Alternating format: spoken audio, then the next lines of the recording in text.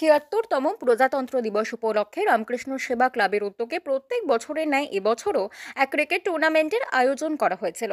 এবারে তাদের টুর্নামেন্ট ১৬তম বর্ষে পদার্পণ করলো। ক্লাবের ক্রিকেটের সেক্রেটারি জানান, ২০০৯ থেকে আমাদের এই টুর্নামেন্ট চলে আসছে। নিমতলা গ্রামের অন্তর্গত সকল সদস্য এই টুর্নামেন্টে অংশগ্রহণ করেন এবং পরবর্তীতেও তাদের এই ক্রিকেট টুর্নামেন্ট চলবে বলেই তিনি জানিয়েছেন।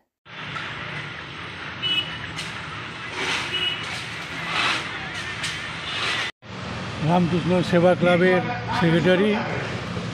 আমার আজকে ২৬শে জানুয়ারি নিমতলা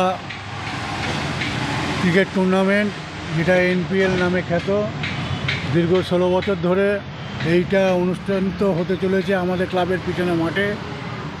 এটা নিমতলারই একটা খেলা। নিমতলার আমরা সব ক্লাবের সদস্যরা এটা অর্গানাইজ করি।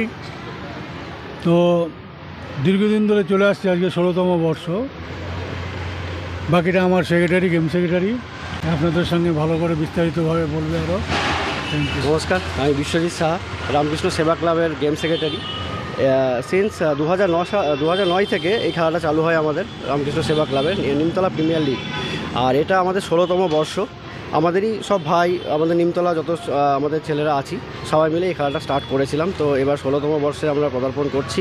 এবারও খেলা হচ্ছে এবং আমি চাই যাতে পরবর্তীকালেও এরকম খেলাটা বজায় থাকে, কারণ আজকালকার দিনে খেলা তো সেরকমভাবে পাওয়াই যায় না, সবাই তো মোবাইল গেমস এসব নিয়ে ব্যস্ত।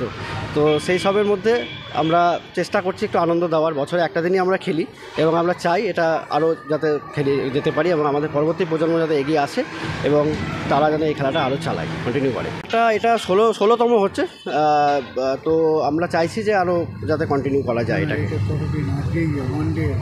ও হ্যাঁ, এটা একদিনেরই খেলা। এটা আমরা একদিনেরই খেলা, মানে আপনার লিগ সিস্টেমে খেলি আমরা।